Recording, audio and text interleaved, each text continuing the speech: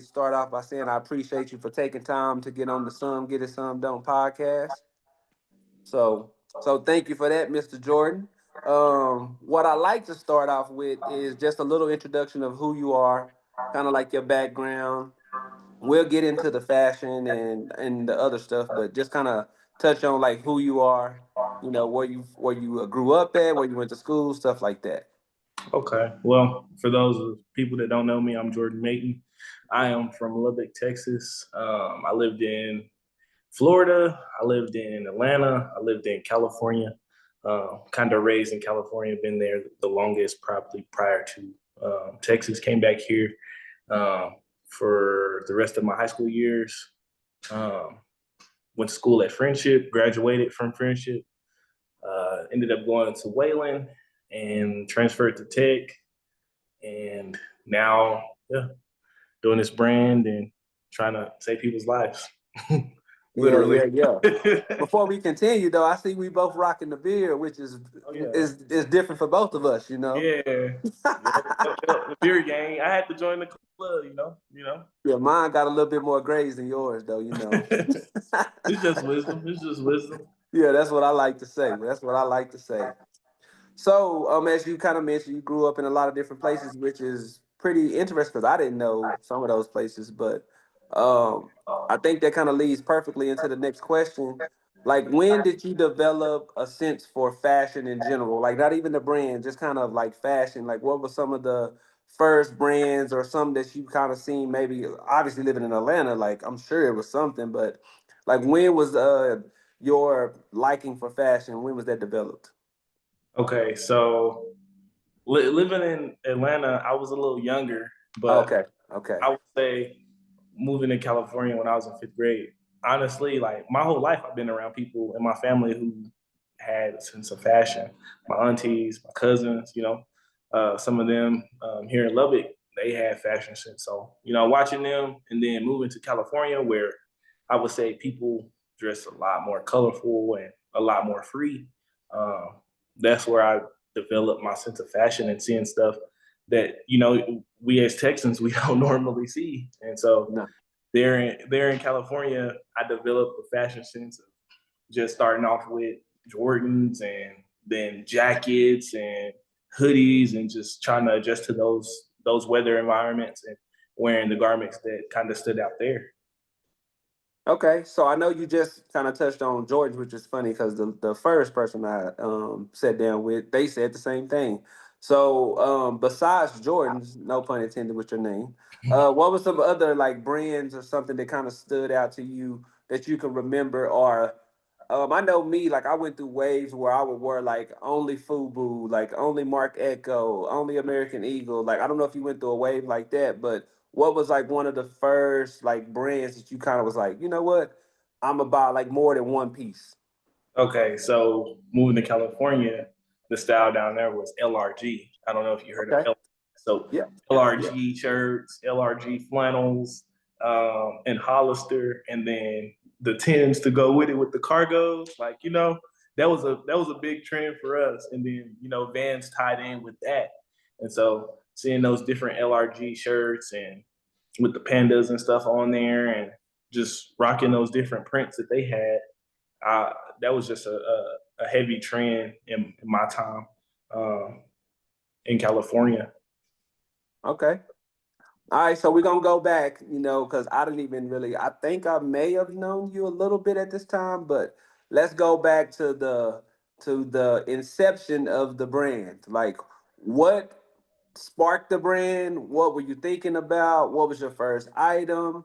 Like, let's just go back to the very start of it. Like, let's just walk me through it. If you would have told me that, I would have brought the first item I ever made. Well, I don't like to give people the questions and stuff before. I like for it to just flow organically. So sorry. It's all good. It's all good. Okay, so um, growing up in those different states and just experiencing different cultures and different vibes, um, I could never, I never fit in nowhere. I didn't fit in California, Atlanta, didn't fit in uh, Florida, and then just hanging around different people. I was just always different. I stuck out. Um, a lot of people liked it, a lot of people did it, and just being me. And so I knew I was called to a purpose of greatness. I just knew because wherever I went, I was always excelling in whatever I decided to do, whether that was sports, whether that was school, or just hanging out with people. And so then I would say at a young age, I knew that I wanted to play football and I knew I wanted to have my own brand. Because, looking at Deion Sanders, some of those uh, sport icons that we watch, they had that. And so I'm like, well, I want my own brand too.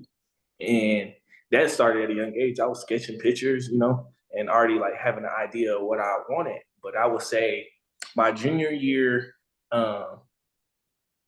at Friendship, I took a art class and I had a dream about my logo. And I'm like, okay, well, let me draw this. And I ended up drawing it and putting it to paper. I still got that piece of paper too. Um, I ended up drawing that paper and I kind of just sat on it for a long time. And then I remember the trend of kind of like people starting their own brand started to like kind of come out. And I'm like, wow, if they could do it, I could do it. And then I had a show out game where I scored like 6 touchdowns and I wore number one my senior year in high school. And so it kind of started like snowballing to give me the courage to just, okay, I need to do this. Cause like after that game, I felt like my name was everywhere. People was like, yo, I seen you at that game, yo. And it was just like, dang, you did different. Like you pointing at the camera, you scored 6 touchdowns, bro. Y'all went to a 4-time overtime game. Like that's crazy. Like you showed out. And so like it was just giving me the courage and like I would say recognition to just step out and do my own thing. Cause like if I can do my own celebration and people recognizing this, well, I can start my own brand and people will hop on that wave. So let me hop on that wave um, while I can. And you probably don't even know this or remember this, but I had came to Betty's house, your grandma's, and I had knew that you were going to be there, and uh, your niece was like, "Hey, he has a clothing brand, so why don't you ask him?" I'm like, is he gonna help me? Like, you know how people kind of gatekeep. I don't know if he gonna, I don't know if he gonna like gatekeep everything from me, and like I don't know how he gonna feel about that. And so I had ended up seeing you, and I showed you my logo, and he was like, "Bro, that's dope, that's fire." And he was like, "I was like, I just don't know how to get it digitalized. Somebody that can digitalize it." He was like, "Maybe not that part, but I know where you can get the clothes from." And I'm like, okay. And then I remember I threw my little change at you to get them Yeah, sweatsuits. yeah, yeah, yeah, yeah, yeah, I got yeah. that, I remember that. that maroon one, that black one, and I can't remember the other color. Yeah, I do remember that. I'm trying to think at that time because I've dealt with different vendors. Do you remember the vendor? It was Smart Blanks. It was Okay, Smart. okay, okay. Yeah, yeah, yeah. Uh, Okay. and you hooked me up with the sweatsuits, and then I Yeah. was I was buying shirts from Hobby Lobby and uh, just making stuff. And I remember right before COVID, like COVID hit, where it was spring break. It was getting ready to go into spring break, and I had a friend who digitalized my logo for $10, and I was like, "Yeah, let's do it. Let's do it." Yeah. I I ain't have no money. I didn't even have a job. I was just playing football. I asked my dad for $10. I remember I'm like, "Dad, like I need you to send me $10. My friend finna put this mug to life. Like we finna bring this mug to life." And so he sent me that $10, and man, ever since then I've been doing it. And my very first piece, I bought it from my dad. It was an XL long sleeve shirt. Um, it wasn't this logo that I have on now. I call it the OG logo. Pretty much everybody knows it. It's the black, white, and yellow one with the crown. I The was one. gonna say with the crown. Yep. Mhm. And I put that one on the gray long sleeve. I had put it big on the chest and then big on the sleeves, big on here. Looking back at it, that design was ugly. Hey man, that's how it start out though, I mean, of course, the finished product is always typically not, how we started, but it's good to have that foundation and to actually just start. So, Yeah. yeah, no shame in that at all. I think we all have a very similar story like that. And so Speaking of that, I was gonna ask you something and I didn't want to stop you while you was flowing. Um, I'm pretty. Well, you kind of just alluded to it, but the logo that you said you created on the paper, it was the one with the crown. So you haven't changed anything. It's always been chosen. It wasn't anything else. It's Okay, always been, yeah, it's always been got it. that. And I so, thought so, but I just wanted to ask, like, because some people, like I said, I started out with just the hashtag Yes Lord, and it's kind of morphed to what it is now. But it's always been like Yes Lord, but it kind of, as I said, morphed to other stuff. So, okay, yeah. And so all right. that logo was just because I had bought the cricket machine at the time, and so I was doing vinyl, and so like I was kind of hard headed in the beginning and learning. So like I was trying to layer vinyl, and then I should have like kind of did screen print, and I was looking into everything because crickets at that time, right before COVID, or kind of during that COVID phase, cricket cutters was like top of the line Yeah, machine. yeah, yeah. That's what it was, man. Weeding that vinyl and all that, but that was it. That was it. Yeah, and so I mean, I had one of those, and like it taught me a lot. But like as I grew to understand, hey, vinyl peels off, vinyl does this, and like you kind of got to be a little bit more careful with vinyl and move. And I started moving into screen print, but I was trying to make that logo, that a complicated logo with vinyl. It was hard, and so I was like, okay, let me simplify it. And so I started just doing one colors with that print on there, and people started to recognize it, and so it motivated people around me, and I seen how it motivated people around me, and it made them eager to do something because I feel like we all called and chosen to do something to influence somebody somewhere to do greater. And I like this with your podcast, like you impacted somebody that's watching, and you don't even know who it is. Like with your brand too, like you never know who is watching you and who is inspired by what you do, because it's a lot of negative things out here in this world that people are doing, and they don't realize that is leaving an imprint on the generation coming up. And if you can show somebody how to do something the correct way, you're gonna save them from a lot of trouble. A lot of trouble. A lot.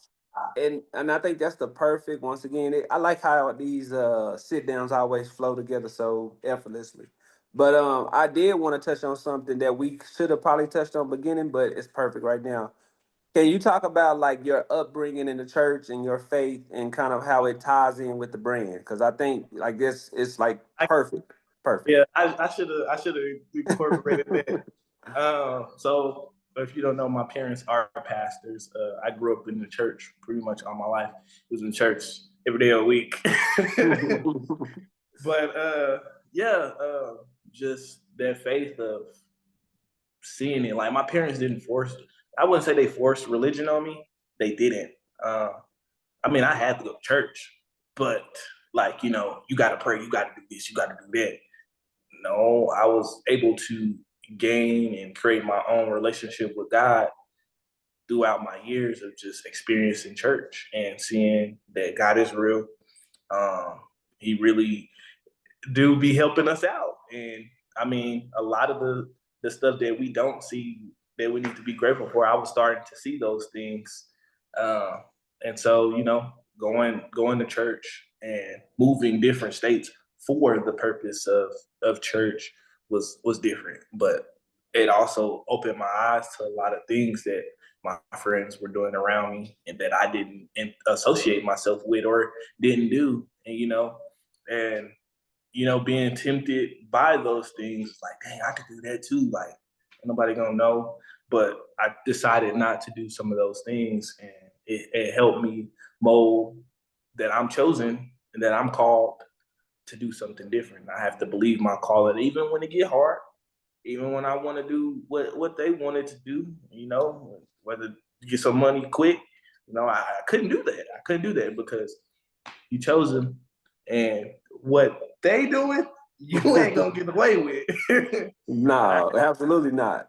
I had to learn that too, and so like it started, building upon blocks, and I started to see that I was chosen, and I was really called to do something great and to inspire, to motivate, to lead, and just be a man of God,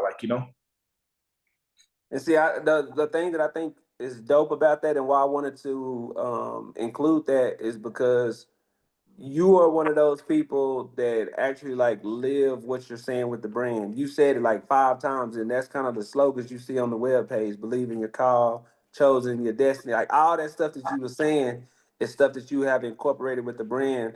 But it's easy to incorporate with the brand because you actually live in it and you believe it. You speak about it all the time. So that's kind of why I wanted to make sure we had to touch on that because they most definitely intertwine a lot with the brand. So. Before we go to the next thing, I had to touch on this because you brought up a story about kind of introducing me to the brand, to your brand, in this early stages. But to come full circle, like Jordan, for those who don't know, like has produced a lot of my stuff that I've sold to people, a lot of custom orders.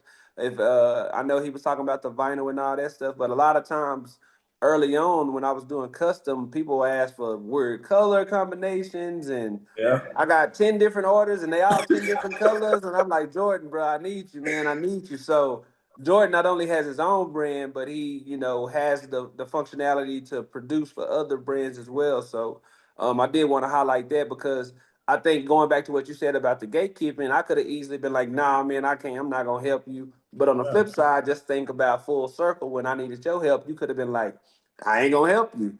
yeah, But not only me, I think it's dope to be a brand owner as yourself and have the functionality to help other people with their brand, and you're still willing to do that because it's already competition in the space.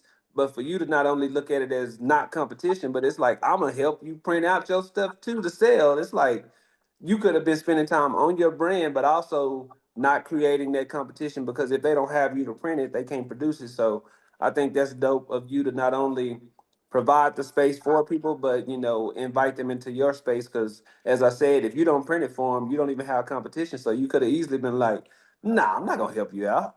so, so I mean, thank you.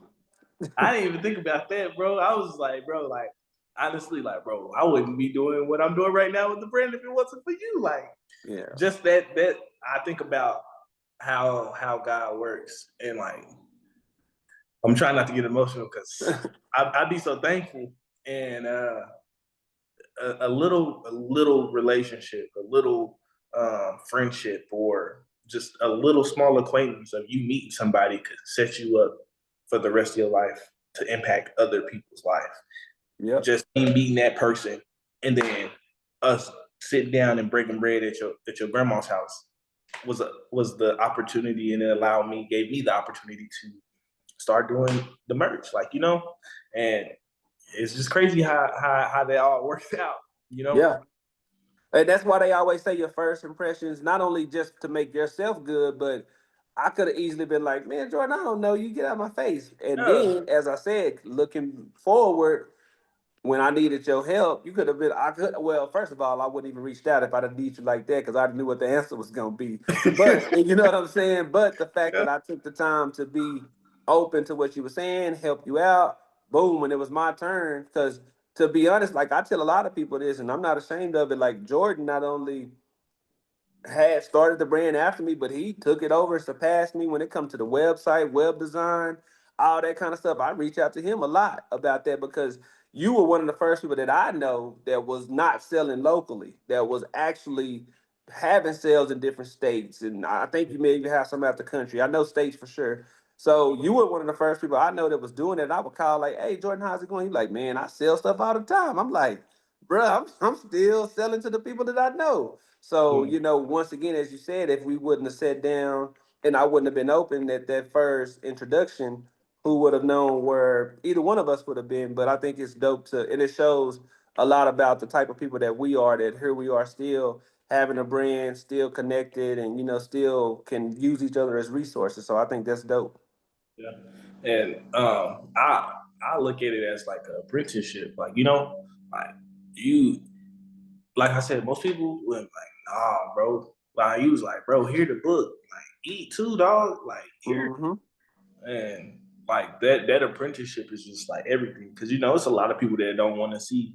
I don't want to see bro doing better than me. Nah, like and like even that humility that you have, like a lot of people don't have that. Like bro, like and just that knowledge transfer between both of us that we share. Like you give me feedback on my website, I'm like, Oh, he called me. He called me.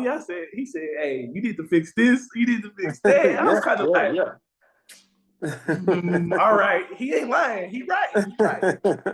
Because I need that. We need that. And iron sharpen iron. That's the only way we're gonna get better. So That's it. That's it. So we kind of spoke about the brand, kind of, how it started and everything. But as I mentioned on my last sit down, I always try to let people see the full circle of it and not just the good or whatever or making all the money. Let's talk about some of the struggles as a brand owner. okay. So um a lot of the time, let me start with like kind of my startup. I was using I was making a lot of custom orders and a lot of orders for the brands, and I was using that money to fund my brand. And so, being in college, it's kind of hard to make money because I was a college athlete. We didn't have them NIL deals, and Yeah, well, that show been nice. didn't Man. have that. And so I was like making my money primarily off of making other people's brands and T-shirts and custom items. And so that money was funding me to eat in college. That money was funding me to buy blanks and try stuff out with other items and other companies and stuff. And so with that, it was great.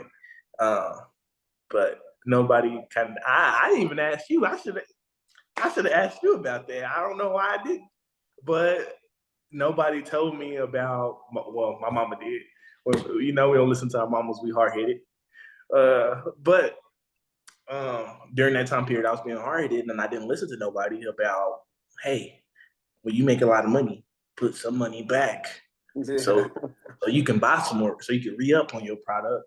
And I was re upping, but like I was just splurging too, buying Yeah. chains, buying stuff that I wanted, buying shoes, buying crazy stuff, and just wasting money. And I should have separated like my personal money from my business money, and I wasn't doing that.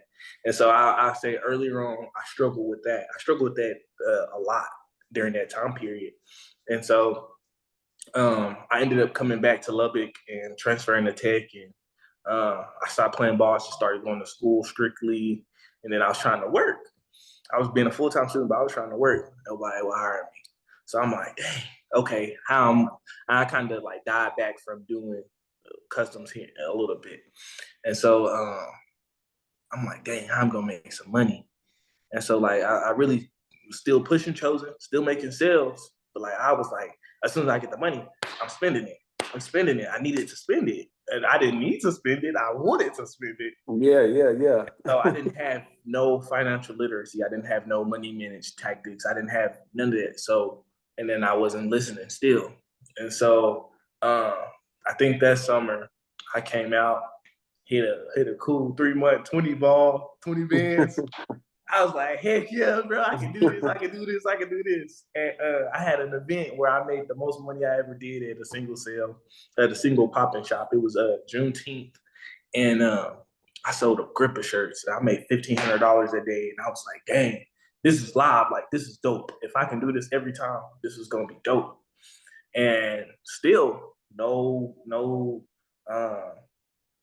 financial tactics, no financial literacy, not paying attention. And yeah, I was in school for it, but I was still being hard headed. I wasn't trying to learn. Still living though.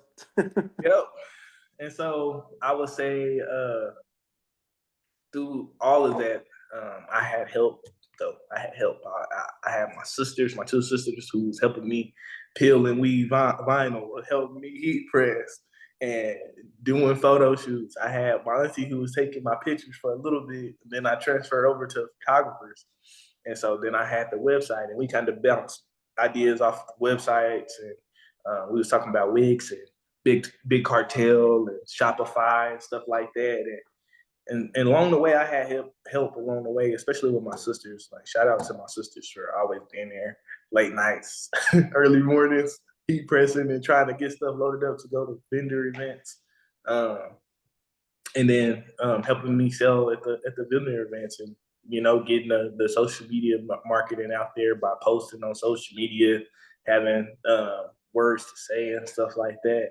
And so they were a big help, and then just having that audience of people to, hey, should I drop this merch? How does this logo look? How do these colors look? My sisters, my parents, my brothers, even you, I was bouncing that off of you too. And so, it was kind of hard, it's kind of hard as a business owner trying to do social media, having the words to say for marketing, running social media ads, looking at the websites, analyzing the analytics on there, gathering information and emails and phone numbers and names and stuff like that to continually contact your customers that you do that are going to shop with you. And so I didn't learn that a little bit until later in the game when I started Shopify. So it was little things here and there that I picked up along the way from just watching seminars, and talking to you, and talking to other business owners and brand owners about collecting information and stuff like that, and just the transformation of the designs and having people to bounce those color waves ideas off of. So, but I would say the ultimate one that that was hard for me to pick up was the financial aspect of everything. And then, when I became a cop, it bumped everything to a whole nother level. I don't got no kids, so I Yeah. could just money dump into my brand, and so I'm like, okay, let's do this. Let's money dump into this brand, and let's get this thing rolling. That helped me uh, up the quality of merch I was buying. That helped me with social media ads and paying for social media ads. That helped me get a better photographer so I can have higher quality photos because presentation is everything on social media. If you can make something look amazing, people gonna be like, oh, what is he doing? What he got? What they doing over there? Oh, and then it's gonna bring you in the traffic that you need to make those sales. So those are some of the things that I experienced along the journey, just trying to learn and enhance, and still trying to enhance. And I'm glad you touched on that because I think a lot of people like in our community, regardless if they own a brand or not, lack that financial literacy. So I think if you own a brand, that just kind of heightens it because you already don't have it as a foundation and just your regular finances, let alone running a business. So I'm glad you highlighted that. The next thing I want to touch on was I think you're one of the few brand owners, and I mean once again we haven't had a deep conversation in a while, so things may have changed, but I think you're one of the few brand owners that actually like print out your own stuff. Like you don't use a company or other vendors. And I'm not saying that you don't exclusively, but I'm pretty sure like 90% of the stuff, I mean, unless something that's changed, Yeah. you kind of do that on your own. So if you can kind of touch on what made you want to go that route versus, maybe using a print shop or using a manufacturer, like what was kind of involved in that So decision? so going back to when I first had bought the machines, I had saved up money from kind of like working in high school a little bit, started cutting yards and stuff. I was watching a show called Snowfall. Pretty sure you done seen it. I hope y'all done seen it. That was motivated me. Yeah, yeah, Cause growing up, we taught two lifestyles. yeah. Boy or professional football players. Actually, yeah, that's it. And so watching Franklin Saint, he was always talking about the middleman, cutting out the middleman. And I'm like, well, why don't I just cut out the middleman? Because I'm gonna be wasting my money getting them, ordering the blanks, getting them to do it. And like it still will put a stipulation on how I wanted my merch if I still did that. And so I was like, well, let me find these vendors who I can get their stuff, and then I could place it how I want to place it on whatever garment I want to place it on. And so ultimately, I was really just trying to cut out the middleman because starting a brand it requires money. You don't need some money um, to get things going like you want them to flow. And so I ended up trying to cut out the middleman to save me money so I can invest more into my brand and also make money making other people's brand and making custom items. So that was my whole thought process behind that. So let me ask you this: if you were able to like eventually scale your brand where you doing, let's put a number as far as items, and you producing 1,000 to 15, you selling 1,000 to 1,500 items per day. Will you ever look into going with a vendor, or are you feel like you're gonna press them up? So I'm gonna be honest. Now with my work schedule and just how demanding it is, um, majority of my items I'll make. But if I can't make them, I'll make the mock up how I want it to look, and then I send it to somebody. Hey, can you make this for me? Like for example, the BYC zips that I just dropped. Um, in that photo shoot, if you zoom in closely and look at the words, I did that. Garbage. Those mock-ups were terrible, but thanks to my amazing photographer, he made them look amazing. I had to go and get those made somewhere else, and I Okay. had to shop around a little bit because the zip up. So it's stipulations again that people can't do that you might have to go somewhere else to find those uh, where somebody else can do them or you have to do them. So And uh, just because the purpose of this podcast, because I'm like I said, I'm highlighting brand owners. When you say you had to go somewhere else, are you talking about a local vendor, like a shop, yeah, or are we talking about a manufacturer? a local shop. I had to go to a local shop. So I So you went. still are providing the blanks, and they're just doing the print. I'm still purchasing the blanks, Okay. and they did the printing. Depending on what print and what I can't do, determines if I'm going to take them to a local print shop or if I'm going to have a manufacturer do it. With the whole manufacturer thing, it's kind of hard because they take so long, and I'm Yeah. like, I want my stuff right now, bro. I Yeah, want it it is a right now. lengthy process. The for me, the only positive of it is that it's yours. The Yeah. fabric, whatever the cut you want the fabric, like how you want it to fit, like it's 100% Oh, chosen. That is the positive side. The negative side to that is sometimes they don't deal with American sizes, so the yep. sizing is kind of off sometimes. And as Jordan just mentioned, it takes a long time. So I mean, there's pros and cons. I was talking to uh, Kitty last week, and she was saying that she's never done a sample at all. She just ordered her stuff in bulk and just trust the process. And she said, fortunately for her, everything has come right. I was like, you are one of the first people I know to say that because even me, I just got a sample of something last week. It was supposed to be a large, and it didn't come out like that. And I'm like, bruh, I've been dealing with you for like almost 2 years. Like, why are we still messing up with the sizing? So, Yeah. fortunate for her, I mean, she got a great vendor and it works out because I'm like, I've never experienced that. It's something I always messed up, especially when you talk about bigger sizes. You can forget it. Oh You can yeah. cancel anything up to 2X. Good luck. And have you tried sending like size charts with them? I do it every time. I go to like a website that I use their blanks and I send them that specifically from the website. Like, hey, this is the blanks that I use. This is how I need it to fit. Oh, okay, cool. And I still get it. It's still wrong.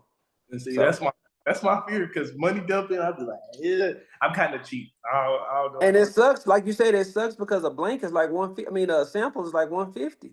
Yeah. So you spending 150 on a sample, which at the end of the day, like it's worth it if you're gonna be investing thousands of dollars. 150 is not much, but it just sucks because if say you get a sample for yourself, it's like I want to test this out, and it's something that I can wear. Well, if you are a large and they come in and fit like a small or a medium, now you got to try to sell it. That's hoping that everything else is good, like it's no mess ups on the print or whatever. So, but that's why you get a sample so you can tell them fix this, fix that, that blah blah blah. But it's dope that you still are able to produce and print a lot of your stuff, and you do have those local vendors that can help you out. Cause yeah, it's real when you're using the manufacturer well, unless Oh, you're Liz. fortunate. Unless you're fortunate. That is true. Cool. Well, only a few more things, and I think that you kind of touched on it once again. Perfect segue. Um, Besides the latest drop, I mean, you can highlight that one again and kind of expand on it. Is there anything else that you're dropping like coming up like within the next month that you want to share? That you want to share? uh, I was right before you called me. I was working on a piece that I just got in. I've been waiting. So like I've been recognizing like for me, I always been like, hey, I'm my brand is the chosen. We the chosen people. So why do we have to kind of like go with the trend? Why not establish our own style, our own unique design and stuff like that? It works. Don't get me wrong, it works. But I feel like I wanted to try something different and kind of like branch out into kind of what's going on now. I'm gonna keep my base model stuff of the chosen idea, what I see, because it not only sells to Black people, but it sells to every other nationality on the earth and the planet. Like, you know what I'm saying? And so I want to continue that flow with that, but I also took the initiative to kind of like go with the new school stuff. I ordered this, I would say, 2-panel jersey thing. Oh Um, yeah, yeah. I saw you put that up. yeah, so I got one in today, and I made it before that was fire. That was fire. Oh, fire. So I'm play. I got the BYZ zips coming out, or they're already out, and they got the rhinestones outlining. It's significant to just the jewels you earn and the wisdom you gain through everyday life, and because that's vital. But yeah, I got that jersey, that hockey jersey coming out. It's pretty fire, man. It's like an oversized fit, 2-panel. It has the ribbon collar, the ribbon sleeves, and then it got some rhinestones in that championship ring. Um, and it's just different to me. I put it Yeah, I like on. it. That's the one you had put on Instagram when you was asking about what people like as far as the logo and stuff. Yeah, Yeah, I like that. I like that. It was hard. and so I'm trying to. I think people gonna like that one. It kind of gives me the vibe of. Have you seen the Permian? Yep. Oh, that's the Permian, like the Yeah, Mojo. yeah. It kind of give me the vibe of that. And so I was like, well, let's give it this oversized look with the box tee kind of vibe. So it's live, man. I got that, so I'm probably gonna do some photos with some models and try to get that going. I got different colors coming in, so stay tuned for that. We're gonna rock out with that for sure. Okay. Dang, it was something that you sparked something else that I was gonna ask. Oh, that's what I was gonna ask because I asked the last one as well.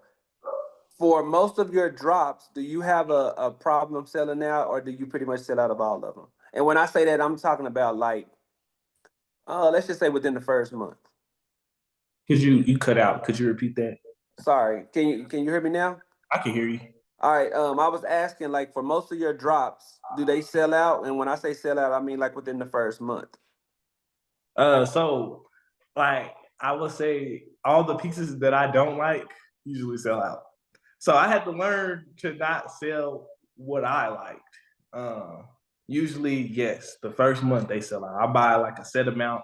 I say I buy like 3 in each size first, just to kind of test it out.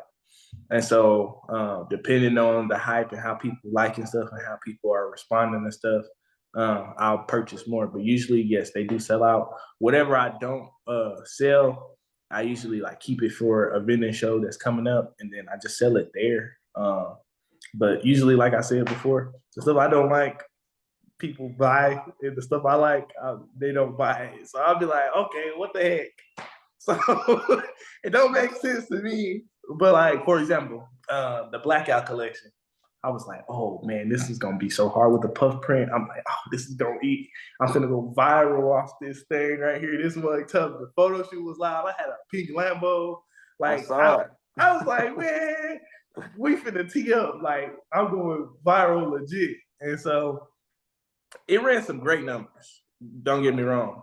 It ran some great numbers. But that latte collection and then the purity collection, those scale like crazy. Like that off white. I wouldn't think people would buy off white because it kind of stain easily.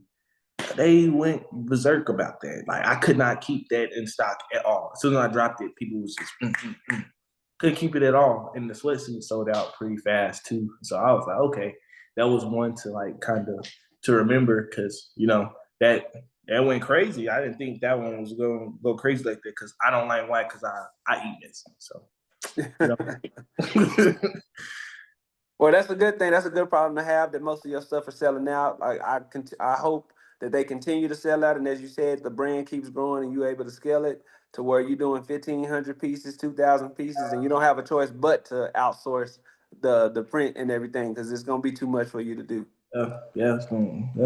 Kind of already is. So I'd be like, dang, because Even better, even better.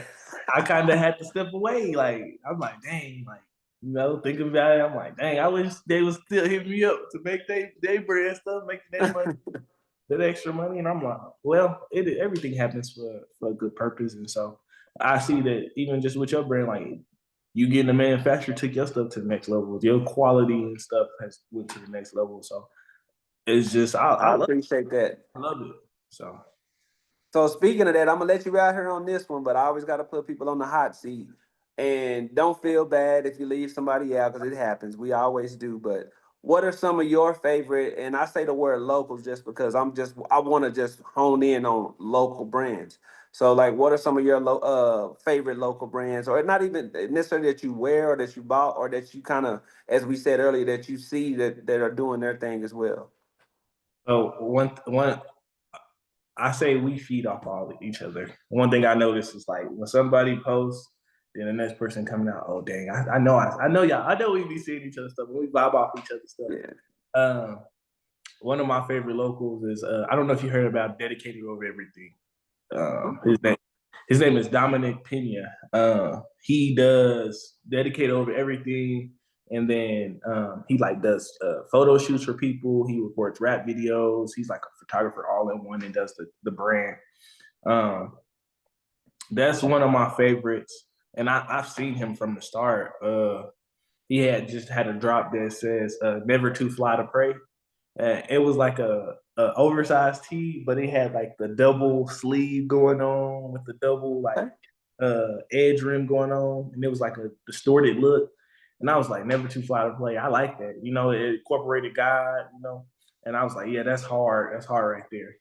And then let me see. Another one, is it favor is it something like favor ain't fair or favor, I can't remember the name, but his name is it goes by Kendricks, but um, his last name is James. I can't even think of his name, but he just started that one, and then Hustle.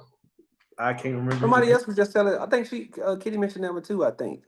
Hustle was pretty tough. It's like some younger kids, and I be forgetting like I ain't the young head no more. Like I'm starting to Yeah. become an old Yeah, head. yeah, yeah. Welcome to the club. Welcome to the Yeah. club. Them I like his stuff. It's like an urban style. He got zip up jackets and he doing something for real. I like his brand. His name is Jamar. I think Jamar. Can't remember Yep. his last.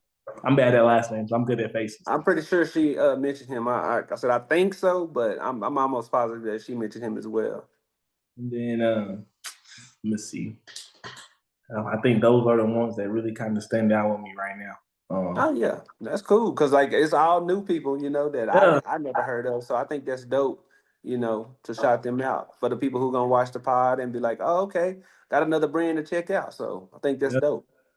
yes, sir. And I love to see people just doing well and doing good with what they decide to put out and just their message behind their brand. And that's big for me. I'm a very subliminal person because everything that I make has a distinctive meaning behind it. The color, the quality of the material, what the material is made out of, the size of the logo, what numbers are included in it. That's just something that I'm big on because even what you put on your body, it matters. It affects your health. It affects your mental health. So I'm a big person and big believer of subliminal messages. Cool. Well, as I started off the conversation, man, Jordan, I sure appreciate you for sitting down with me to discuss your brand, how it kind of came to what it is today. Obviously, as I just mentioned, I hope that it continues to grow. And as you said, it's already getting to the point where it's too much for you to do with your day to day life. I want to say normal because it's normal too, with your day to day life. So, hey, hopefully, here soon we'll be talking about how both of the brands been scaled and Yeah, we are leading what's that, kind of like a TED talk for other brands to kind of discuss our journey, how we ended up where we are. I'm sure it can happen. I think we just have to just put the time in. I know life has took us on different courses and different paths to where we couldn't put that time in, but it sounds like we both trying to get back and get tunnel vision with the brand. So I look forward to having another conversation one day when we can talk about, yeah, our brand was doing this, now we're doing this, and yeah, yeah, because I think it's gonna happen. So once again, I thank you for taking time to get on the Some Get It Some Don't podcast. As I was telling the last person, I did want to just kind of highlight a couple of brand owners that I know either inspired me or doing their thing, so other people can kind of hear the journey of how it kind of took place and understand the challenges and some of the things that we go through as brand owners, which will help inspire people, but also help others understand like what you're going through is part of it. Just Part of gotta the game. keep going, just keep going. Yeah. So yeah. Yes, sir. Yes, sir. I appreciate you having me, man. Yeah, of course. As I said, it's not live, so it's recorded. So once I drop the link, I'll send it to you. You can send it out to people so they can check it out. Obviously, I'll tag you on the book whenever I drop it, but I'll send you the link too so you can share it so those people can check it out. Okay. All right. That'll definitely work, man. All right. Well, I appreciate you once again, Jordan. Make sure you have a good night and enjoy your new crib, as you were saying. Look at God. So yeah. All All right, right. brother.